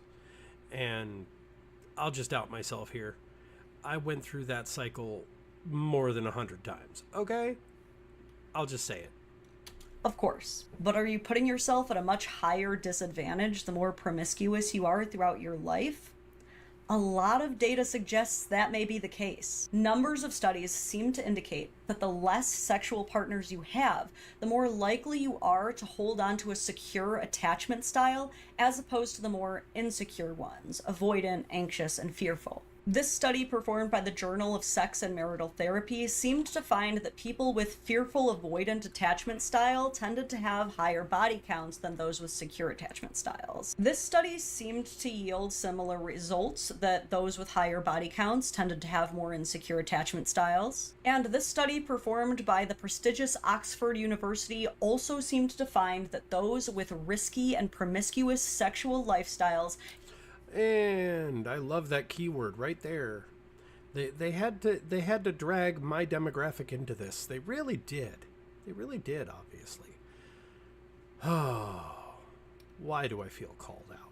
Had more insecure attachment styles, and vice versa. While there's a lot to be said for correlation versus causation and the fact that assumedly tons of factors played into these results, you can't really blame people for drawing the conclusion that, based on this, it might be safer to date someone with a lower body count. In fact, studies seem to indicate that most people, men and women, prefer to date people with lower body counts. And I especially want to get into this to dispel the myth that women prefer men with higher body counts. This study, published by the Journal of Sex Research, found that men and women expressed an equal reluctance to get involved with someone with an extensive sexual history. This study, published to the Institute for Family Studies, seemed to find the exact same thing, and so did The only advice I can give for somebody who's actually getting such an extensive history, showing up at your doctor every 3 to 6 months, kind of pivotal.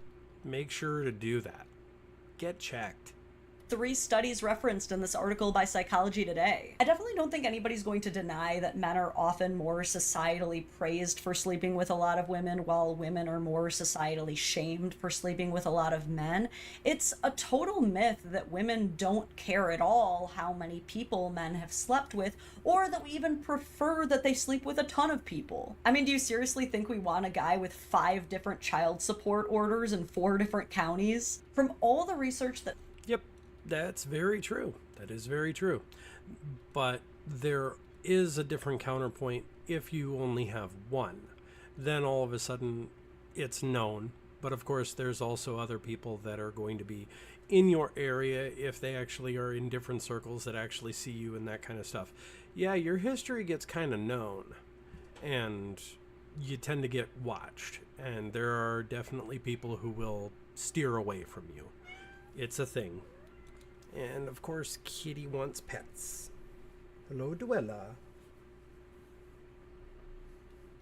that I've done, it appears that pair bonding is very real, but it gets a bad reputation because of a-hole podcast bros who have a double standard and love misrepresenting it as something it's not. I personally have experienced pair bonding, and I've always said that if you are able to sleep with someone over and over and over again and not develop any kind of feelings for them, you might be a sociopath.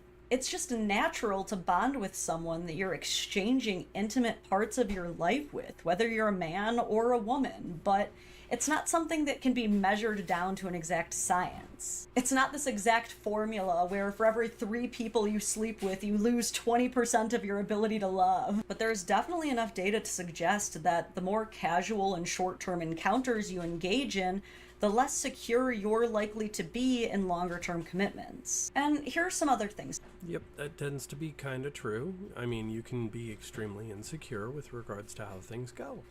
I mean, if all of a sudden you've gone through the trouble of actually trying to get that bond and actually foster it and have the person be with you and actually try to meet it all halfway, you can have that nagging feeling in the back of your head that all of a sudden they could just poof and be gone from you one day. And that's another piece of struggle right there. But I'm coming at this as somebody who's been through all of this for years upon years. So going forward from there, you can have a actual relationship, but you have to meet the right person who is willing to meet you at the middle, and you have to be willing to compromise on many different things. Sometimes it's even compromise on things that you never expected you needed to.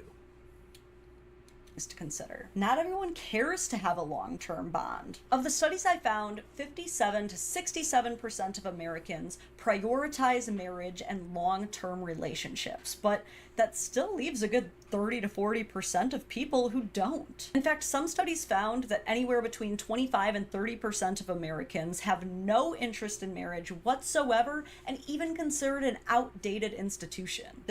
And I will agree that was kind of between me and my wife. We believed that for quite the longest time. And yeah, that was quite a few years. And then all of a sudden we decided just to get married because it was a tax write-off. I mean, hey, may as well get a tax break out of it. There's also a lot to be said for polyamory. Some of you hate that word and think the entire idea of it is crazy, but that doesn't stop millions of people from participating in it. And if you really want to look that kind of stuff up, there are a lot of series on Max right now. Well, they're rebranding back to HBO Max, but yeah, you can actually find quite a few series on that stuff.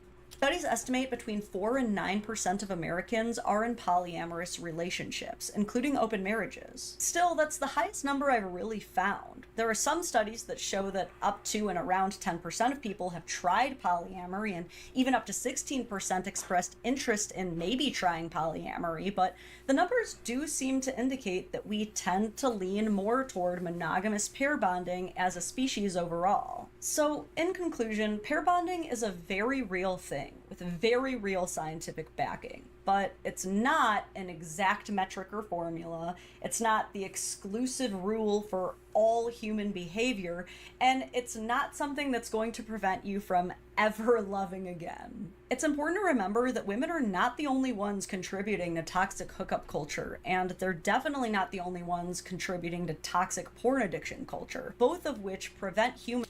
Yep, that's kind of the call out to the OnlyFans and everything like that. Or, of course, the Tinder hookup culture. There's a bunch of different stuff. Dating through an app was, I mean, I saw it when it started. I was glad and happy I didn't have to deal with that because it just seemed horrible. Like, busting everything down into what somebody actually looks like. You're not going to get a real connection from that. A real connection is going to be from actually meeting somebody in person, actually getting to know them in its own setting. Not necessarily just, oh, I'm going to go on a date with this person and I'm just going to talk to them real quick and whatever and see how it goes. Dude, you didn't know anything about them until the first meeting. You're sitting across from them and you're there to eat food. The food's going to be cold by the time you eventually actually learn anything about them. So, not exactly a good point as far as I'm concerned. Eating is okay. You can use that as a date, but you need to have communication in between those points. Like, getting to know somebody, talking to them on the phone, being around them in different moments, running into them on the street, having regular conversations with them. Because it comes down to actual personal connection, not necessarily just going out for food. And of course, recently we've seen plenty of videos from the men going their own way crowd for content, that there are some people out there that will do and utilize this hookup culture so that they can actually take advantage of the free meal. It is what that is. And I always thought that was kind of weird. Humans from forming healthy and secure pair bonds. Hopefully my little video essay has helped clear up some of the myths and misconceptions about pair bonding and taught you a thing or two. If you did enjoy my coverage, please do hit the like button, subscribe to this channel, and turn on the little notification bell so that you know when I'm going live. You can also become a YouTube member on this channel or join my Patreon at patreon.com/. And of course, I will just wrap here with her. She is actually like a marriage counselor, if I remember correctly. She did a lot of the knowledge with regards to it. So yeah, definitely, I'll share the link here. Give her a like and a sub if you actually like her stuff. She goes over a lot of different things. There are many different topics. Now, of course, next thing up, I wanted to actually touch on Asmon and what he's up to. Most everybody who's terminally online, of course, we all know what Asmon's going on to, but I tend to keep myself distant from a lot of this stuff so that I can actually, be live seeing it, So Decoy Voice actually had a good time. Asmon Gold debating Tim Pool was unexpected, but definitely the crossover episode we wanted. As when Tim Cass went off on Adam Conover for being an idiot, Zach reacted to Tim. Yeah, I actually saw that Tim was going with an Adam Conover thing, and Yeah, I'll be honest, I didn't watch that because over the last 5 years, I've seen pieces of content with Adam Conover in it, and there are sometimes I've seen him just kind of seem to go unhinged. So, just have to question, where that guy's headspace is sometimes. Tim's response to the very fine people hoax. He said there were very fine people on both sides. Except the neo-seasoned white nationalists who should be condemned totally. I don't live in your bubble, man. You don't live in the... You don't live in the bubble? Just so you guys can understand this bubble analogy fully. So, Adam's bubble is the smaller bubble. This is literally the worst metaphor to possibly use. I think that Tim Pool is being way too aggro about this, and because of that, he's Dude, Tim's always way too aggro on things. making Adam super defensive. I like Tim. I think Tim's fine. I've watched an Adam video I've agreed with too, for that matter. To which Tim then Well, Adam had an entire TV series that occasionally got itself debunked a few times, but he had some good points in some spots. responded to. In the segment, Asmund was saying that I was going too aggro and it was less effective because of how aggro I was going. And I just wanted to mention this. I recommend you guys watch it. You decide for yourself. But the one thing I will say in that regard is I don't do sit-downs with people like Adam Conover and a couple more coming up, which are going to be big, so that I can try and win hearts and minds over. I do it because I want to have a conversation with the person. And so if after an hour and a half I'm aggravated, that's what comes out on the show. If it makes me bad at my job, then I apologize, but that's what I do. So I do recommend you guys watch that because it was something else. At least he's trying to be authentic as far as I'm concerned, but, other people know better than I do. And Asmund Gold reacted to his reaction, even bringing in his beanie. I understand that you want to have a conversation, but even inside of the context of having a conversation, I have never found that a person raising their voice in a conversation makes a conversation more effective. And I even agree with his exasperation. I was just simply making an optics observation. And so I kind of feel like an asshole talking about this and being like, oh, well, Tim is wrong and all this, because I basically agree with him. But this is just it's a minor viewpoint difference. It makes you look irrational. It does. He does care about optics. How do we know that he cares about optics? You can see it in the frame. Yep. That's a bit of a call out there, because we all know what's under that beanie. It's the beanie. Now, I do identify the absurdity of me reacting to a reaction of a reaction. And me having a reaction to this. Yeah, it's reacception. But apparently that's just the current internet meta. So I'm here to say everybody is wrong. No beanies, no Roach Kings. You should just get all your news from a bootleg Sub-Zero. As I think Asmund Gold is tying Tim getting angry to how Hassan gets angry. But all I gotta say is, Decoy, you go in there, next thing you know, okay, VTuber avatar when, bro? Tim cast his political commentary, while Hassan is just performative outrage with merch.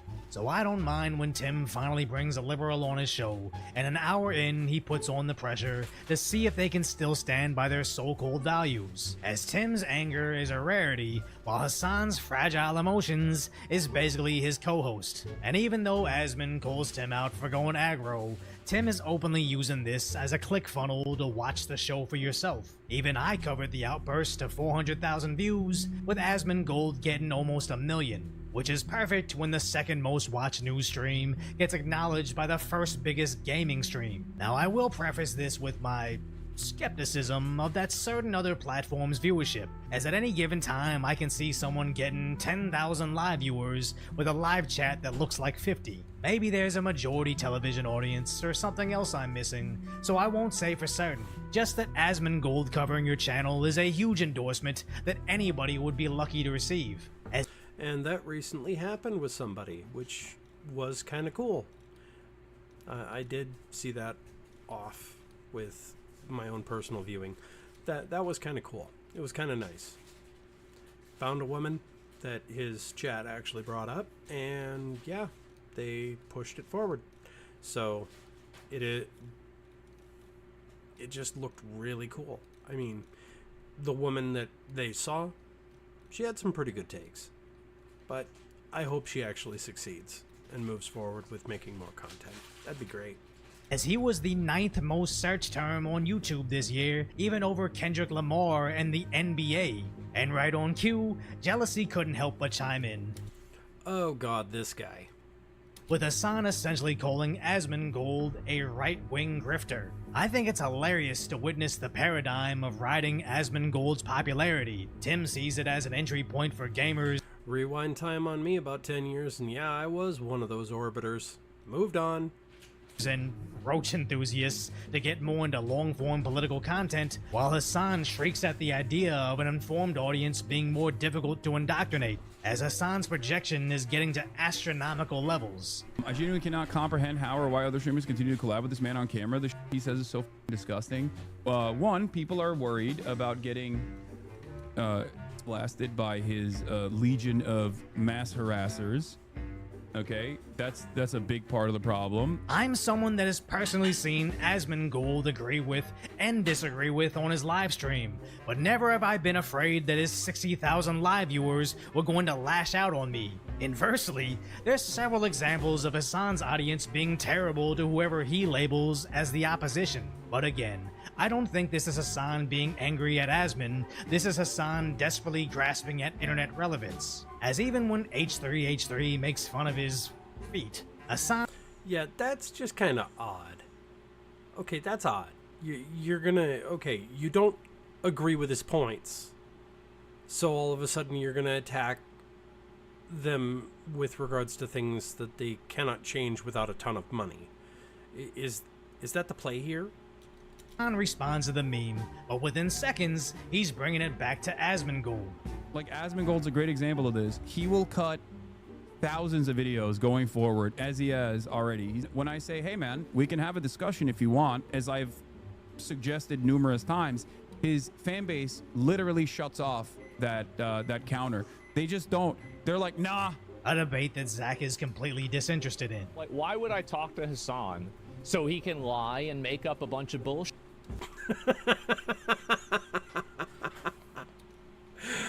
Ouch.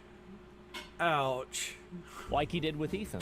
As at any given time, Zach sees nearly double his viewership on Twitch. And it's even worse on YouTube, where Hassan struggles to get decoy voice numbers, where in the same time frame, Asmongold gets 10 times the attention. I would say it's sad to be a declining creator on a declining platform, but I believe Hassan comes from a super wealthy family, so he'll be fine. Yeah, Hassan's got his own world.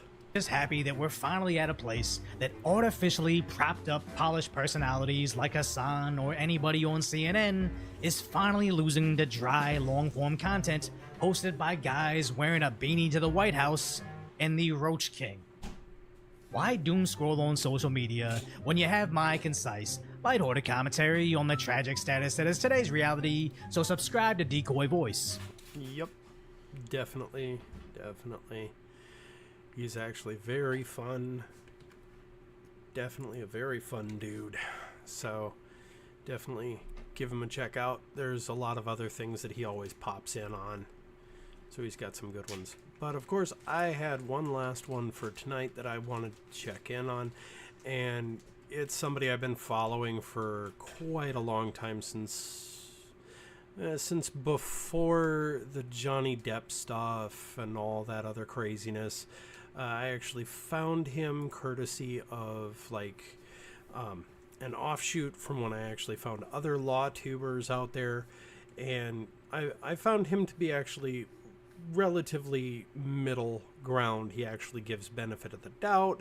He'll actually go over things, and it comes down to what is actually the truth. But he's currently in hyper focus right now with regards to the nuisance streamers. And since he's actually in Thailand, but he's covering a lot of this stuff because there's a lot of legal garbage going on. So, legal mindset. Andrew. Definitely a good man. Today we have some breaking news about the case of Vitaly in the Philippines, and today we know that Russia has officially disowned Vitaly. That's Ooh, that's gonna strike hard. Because if you don't know, Vitaly actually did some nasty stuff in the Philippines, and he got busted, and he's on his way to having his own lockup problems in the Philippines. And going back into my history, really, really way back, I have a friend who basically he has a Filipino wife, and he owns property in the Philippines. He has a farm. He goes there twice a year to make sure things are going on. He's had his own issues with some stuff, like his brother-in-law all of a sudden did something that was really, really bad, and it had to do with stuff that was going on his farm property.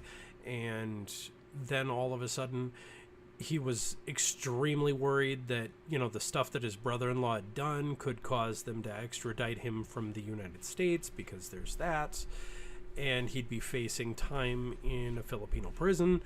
And he ended up talking to me about that kind of stuff and how nasty it actually is. So yeah, if you go to Southeast Asia and you are going to do things and you are not an actual person from that country, you're going there to visit, mind your P's and Q's. If you don't know something is legal or illegal, ask before you try to go forward and do something. And if they say it's a no-no, steer clear of it, because you do not want to deal with things, because you don't want to catch a case. The least they'd be able to do if it's a minor thing is kick you out the door and kick you on a plane. At the worst, they're going to stick you in like a sardine into one of the nastiest rat holes you could ever imagine.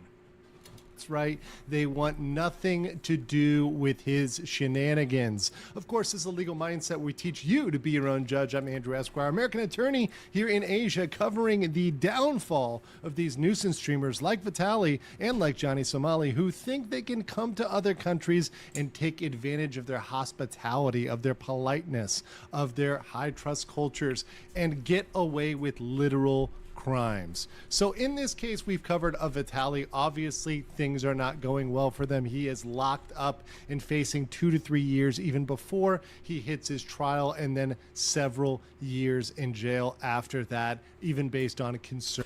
Yeah, this is where all of a sudden I see this going on, and me as a streamer, I actually worry, because I want to be able to go to Japan one day. I want to be able to visit and talk with the people. I want to actually be able to enjoy a few things. I will be honest, I have tattoos, so I'm pretty sure I'll never get to a hot spring in Japan, because they actually have requirements on that you do not have tattoos. They have their own taboo on that, and I understand it. And I mean, it would be great to actually go visit the sites, pay homage and respect, and enjoy my time. However, people like this are actually ruining it for the rest of us. Those of us who want to be respectful and go. Because what ends up happening is you're going to run into signs that say, no foreigners, no gaijin, no... Yeah. And all of a sudden it's like, okay, so I can't go in and do the fun thing. I need to go somewhere else. And it just eliminates the opportunity to visit and be respectful and take in the culture and see how things actually are there. I mean, that's the big thing of going to a different country. If it's actually a good country to go to, experience what is there, because there are people you could make friends with that could be your lifelong friend for the rest of your life. And they could show you things that you had never experienced and never understood. Expand your worldview. You know? It's better to do that than to go somewhere just to chase clout and try to ruin things. And it just kind of hurts me in the heart just a little bit, thinking that there are people in the world that do this just for the love of money. conservative estimates. But beyond that, a lot of people are looking for the international response, a response of the US, of Russia, of countries where he stayed and has citizenship. And a lot of people were asking questions too. Well, what's going to happen with Russia? Is he going to be sent back to Russia? What's going to go on there? We have the first really big public response from Russia, and that's to disavow him, to say they want nothing to do with him, and to actually call out his actions as something that Russians should not emulate. So I've got this news article here from GMA News. This is the ambassador to Russia over here at the top, Marat Pavlov, at the Russian embassy in the Philippines. So going through this, Russia's top diplomat to Manila advised Russian travelers to strictly follow Philippine laws after a popular Russian-American prankster was arrested for harassing Filipinos. Vitaly Zorovetsky, a vlogger with over 10 million followers. I'm glad Andrew can say that name, because it'd take me a little bit of work to get that one out. On YouTube, where he posts prank videos in countries he visited, was apprehended by Philippine authorities in April for his series of law-breaking stunts. Zorovetsky, who goes by the content creator named Vitaly, drew the ire of netizens after uploading videos of him harassing Filipinos while filming around Bonifacio Global City. Of course, we've covered that. He committed multiple crimes very clearly on camera, during what he called his demon time, trying to steal a service weapon, stealing some various objects, threatening to rob an old woman, as well as harassing people when he was in Boracay as well. So Boracay, Bonifacio Global City, really going on a true crime streak. And the ambassador says here, Russians, are obligated to be in conformity with the law of the country they are staying in. And that's a common thing that you need to know. I mean, if you're visiting a different country, you're beholden to their laws. And I've been out of the country. I've actually been to Europe. And trust me, the laws are different from country to country. And what is a crime in one country also could not be a law in a different country. And you have to pay attention to these different things. Like, for example, the one thing that I had to be mindful of when I was in Scandinavia, I actually found out that at the time, they had it set up that as an American, you just had to put through a couple of pieces of paper and you were able to legally drive with your American license. I was amazed. So for a time there, I actually got to drive in Scandinavia. It was awesome, I'll admit. But driving down a fjord, that was scary because the side rail was just one single wire. And you can see the drop and you're like, oh boy, better be careful. And of course, minding the speed limit as a foreigner, you don't want to get stopped, because if you have to have a police interaction anywhere in a foreign country, you are going to need to mind your P's and Q's and be as cooperative as possible, because this is somebody that can just eject you from the country right there, because they can just take you into custody and say goodbye. So yeah. Said Russian ambassador Marat Pavlov. So to be very clear, what he's saying in here is you are obliged to follow local laws. This is what I've been saying from the beginning. And this is the thing that really is so crazy that it has to be said to the modern generation of streamers, particularly nuisance streamers. They think that they are not obliged to follow the very basic laws of the countries they are in. They think they're immune from them. They think they don't have to follow them because they have a certain passport. And the Russian ambassador has it right on the nose here when he says, hey, listen, it doesn't matter whose passport you have, whether it's American, Russian, Chinese, Japanese, Korean, whatever, you need to follow the local laws. That is something that the fact that it has to be explained to people is insane. The fact that it has to be put out there is really nuts, because... Hard agree with Andrew there. Yes, that it has to be explained. It's...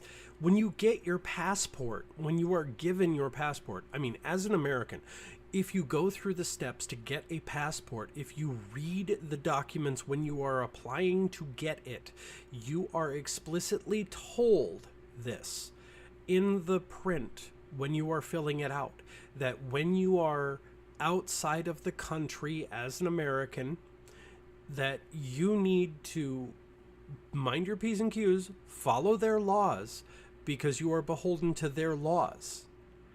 And that's that. Because you could go to a country that does not uphold the freedom of speech. I mean, you could go to Germany and there are certain laws that they have there that you cannot say certain things or you will be in violation. I mean, it's also like currently right now, I mean, paying attention to some of the stuff going on in England. If you actually were to use your Twitter or Facebook or whatever, and you say a spicy tweet or something like that, or you say something on the street and it's a violation of their local laws, you can get held accountable for that. And you are on your own with regards to your representations. You are stuck with their laws. And it is on that government's choice whether or not they are just going to boot you from the country and ban you from ever returning, or they're going to decide, hey, this is egregious enough, we're going to deal with you properly, and you may never be returning home for the next several years. There is a generation of people, there's a whole cohort of people that are saying, hey, look, we don't need to follow these rules because, hey, I'm an American, I'm a Russian, I'm whatever, I don't need to follow these rules. That's not true. You absolutely do, and you will be held to the standard of those countries. Do not be surprised if you violate a law in that country, if you are treated as that law system would treat you. And Vitali is certainly finding out about Philippines justice.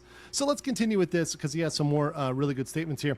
So there's around, according to the embassy data, 5,000 Russians living in the Philippines. That's a significant number, and 30,000 visited for tourism in 2004.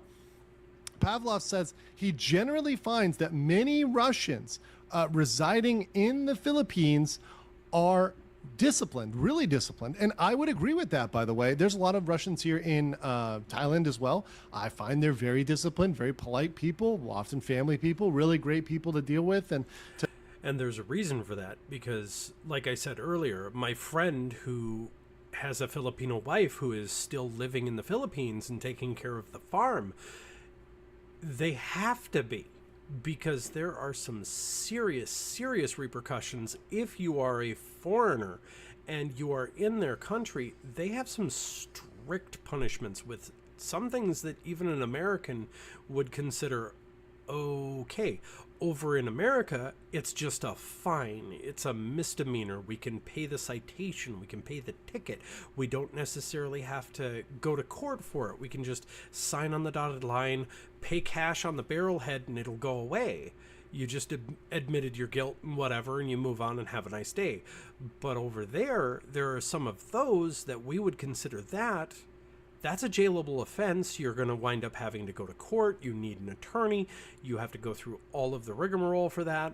And then next thing you know, the judge actually bangs his gavel and says, yep, have a nice day. You're going to be spending the next 6 months to a year. And they'll give it the exact, because from what I understand from following Andrew here is the court systems over in Southeast Asia, they don't do a parole system. They actually give you, here's your sentence, have a nice day. Take him away. Very respectful. I don't see issues with most people. And this is not just Russians. This is true of most people. Most tourists know how to be respectful, know how to be polite, know how to care for the local culture, know how to give back, know how to contribute. It's not that difficult. It's not that difficult to come to a country and follow their laws and follow their culture. It's a very simple thing. And if you cannot do that, if you have the inability to do that, stay home. It's just a prank, bro. Does not get you out of jail for free. As I said, a prank could be fully illegal. Depends on what you're doing. And there, like, for example, just on an aside, Johnny Somali is facing obstruction of business. We don't have that in the United States. You can get trespassed. I mean, if you make a nuisance of yourself in, say, a grocery store or Walmart or whatever, and they'll trespass you from the place, and you're on your merry way. You might get a ticket and you'll be able to pay it, but you're not going to be spending the night in jail. Not unless you make things egregious and you're fighting with the cops and you make an entire spectacle of it.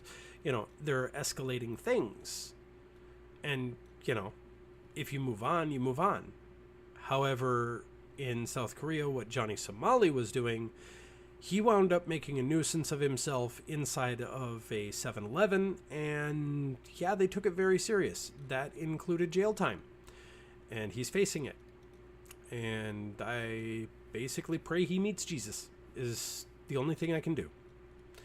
Because honestly, he's in his own cycle now, and the only person who could probably help him is God right now. It really does not.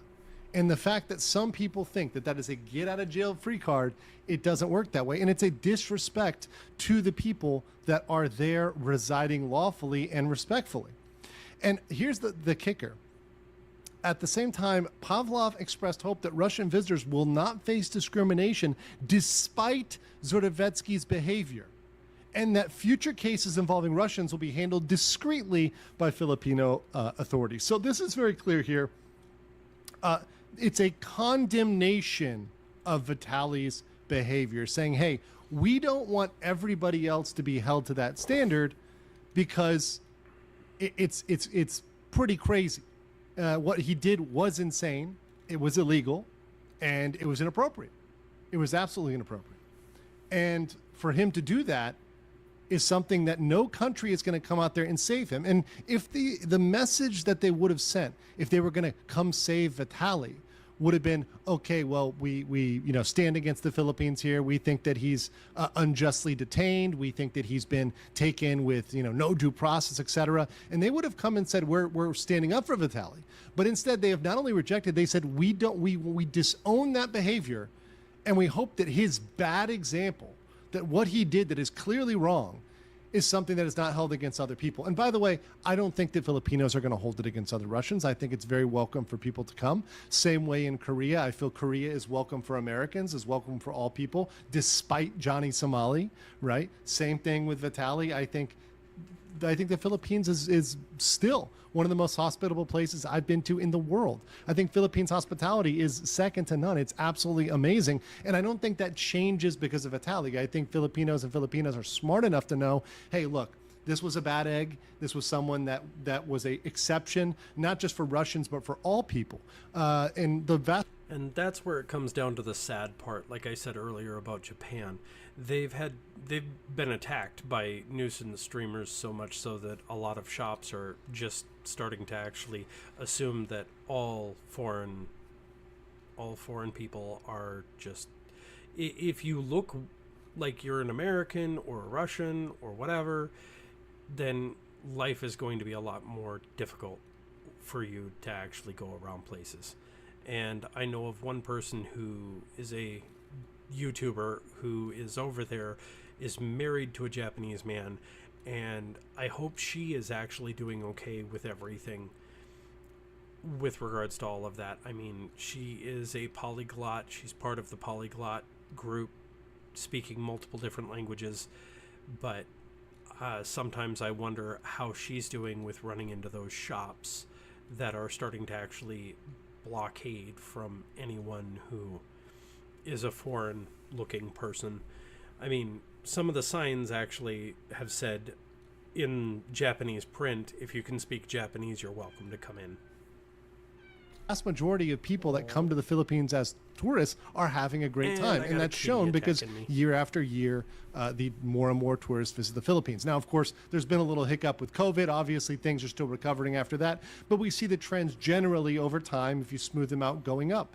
More people come to the Philippines, love the Philippines, have an amazing time in the Philippines, and they come back. And they're respectful. They have good things to say about it. And I think that's a pattern that will continue in the future. And I hope that people that see this message, if you're thinking about coming to the Philippines, please do come. One of the best things you can do to stand up to Vitaly, to oppose him, is to go to those countries, be respectful, and be a good example. But let me know, what do you guys think? Like the video if you like my coverage of the nuisance streamers, of Vitaly, of this case. I want to know in the comments below, and I will catch you on the next one. Are you guys enjoying the stream today?